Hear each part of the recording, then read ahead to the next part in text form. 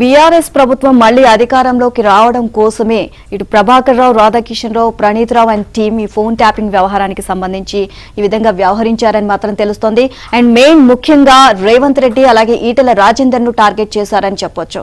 అయితే మెయిన్ గా ప్రభాకర్ రావు గానీ హైదరాబాద్ కు తిరిగి వస్తే ఆయన విచారిస్తే చాలా విషయాలు కూడా వెలుగులోకి వస్తాయి. ఇప్పటికీ బీఆర్ఎస్ నేతలు చాలా మంది ఉన్నారు అని అంటున్నారు. ఆ ముఖ్య నేతలు ఎవరు అనేది కూడా బయటపడే అవకాశాలు కనిపిస్తున్నాయి. చూస్తే బీఆర్ఎస్ పార్టీని తిరిగి అధికారంలోకి తేవాలనే ఏకైక ఎజెండాతో పనిచేస్తున్న ప్రభాకర్ రావు, రాధాకిషన్ రావు, ప్రణీత్ రావు అండ్ టీం అప్పటి ప్రభుత్వ పెద్దలు చెప్పినట్లు చేశారు. అప్పటి టీపీసీసీ అధ్యక్షుడు ప్రస్తుత సీఎం రేవంత్ రెడ్డితో పాటు బీఆర్ఎస్ నుంచి బీజేపీలోకి వెళ్లిన ఈటెల రాజేందర్ ను టార్గెట్ గా చేసుకుని స్పెషల్ టీంలు పనిచేశాయి.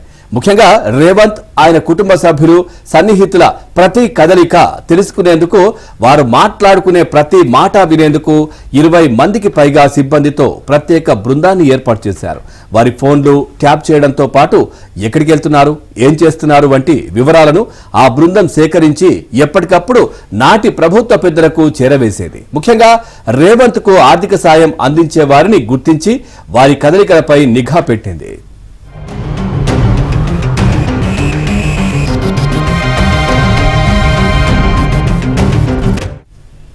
అలాగే ఇంటి గుట్టు మొత్తం తెలిసిన ఈటెల బీజేపీలోకి వెళ్లడంతో ఆయన పైన బీఆర్ఎస్ ప్రభుత్వం ఇదే స్థాయిలో దృష్టి కేంద్రీకరించింది. ఈటెల ఫోన్ తో పాటు ఆయన కుటుంబ సభ్యులు, ఇంట్లో పనిచేసే వారి ఫోన్లు సైతం ప్రణీత్ రావు నేతృత్వంలో ఏర్పాటైన స్పెషల్ టీం నిరంతరం ట్యాపింగ్ లో ఉంచినట్లు తెలిసిందే.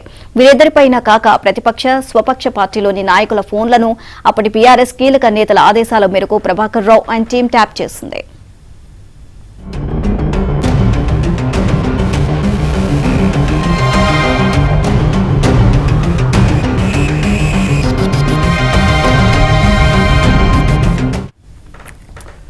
స్పెషల్ ఇంటెలిజెన్స్ బ్రాంచ్ కేంద్రంగా సాగిన ఫోన్ ట్యాపింగ్, ట్రాకింగ్, బెదిరింపులు, వసూళ్ల కేసులో టాస్క్ ఫోర్స్ మాజీ డీసీపీ రాధాకిషన్ రావు స్టేట్మెంట్ ఆధారంగా దర్యాప్తు అధికారులు ముందుకు సాగుతున్నారు.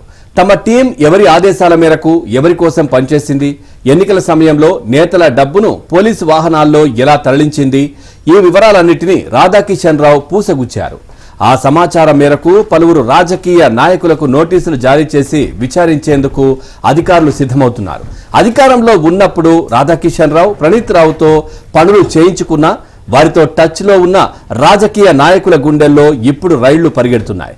కస్టడీలో వారు తమ పేరు చెప్పి ఉంటారా, చెబితే ఏం చెప్పుంటారు అని భయపడుతున్నారు. అలాగే అసెంబ్లీ ఎన్నికల సమయంలో టాస్క్ ఫోర్స్ లో పనిచేసిన 2 ఇన్స్పెక్టర్లు ఎన్నికల డబ్బు తరలింపులో కీలక పాత్ర పోషించారని, ఒక ఎస్ఐ బీఆర్ఎస్ పార్టీ డబ్బును టాస్క్ ఫోర్స్ వాహనంలో తరలించారని రాధాకిషన్ రావు పోలీసులకు వెల్లడించారు. ఈ నేపథ్యంలో వారిని విచారించి స్టేట్మెంట్ రికార్డ్ చేసి చట్టపరంగా తదుపరి చర్యలు తీసుకునేందుకు అధికారులు సిద్ధమవుతున్నారు.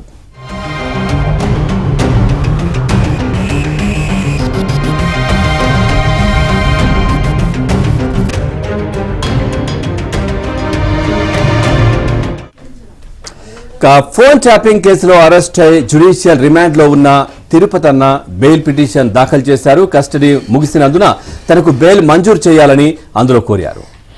ఇక ఈ పిటిషన్ సోమవారం నాంపల్లి కోర్టులో విచారణకు వచ్చే అవకాశం ఉంది. ఫోన్ ట్యాపింగ్ కేసులో బలమైన వాదనలు వినిపించేందుకు దర్యాప్తు అధికారులు అభ్యర్థన మేరకు ప్రభుత్వం స్పెషల్ పీపీని ఏర్పాటు చేసింది.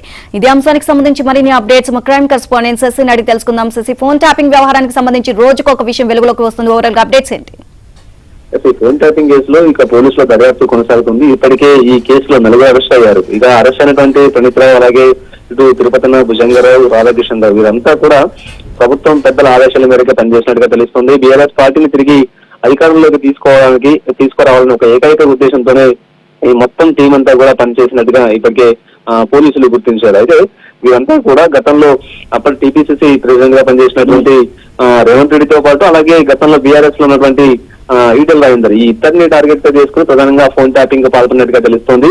ఎప్పటికప్పుడు ఇద్దరి కదలికలు తెలుసుకోవడానికి ప్రత్యేకంగా ఒక టీం ను ఏర్పాటు చేసుకున్నట్టుగా తెలుస్తోంది.